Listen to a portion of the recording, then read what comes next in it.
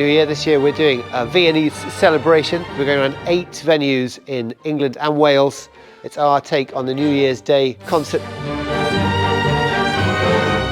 So we've got a wonderful Brahms Hungarian dance, number 5 in G minor, which is really sort of rip-roaring and a real chance for the orchestra to let their hair down.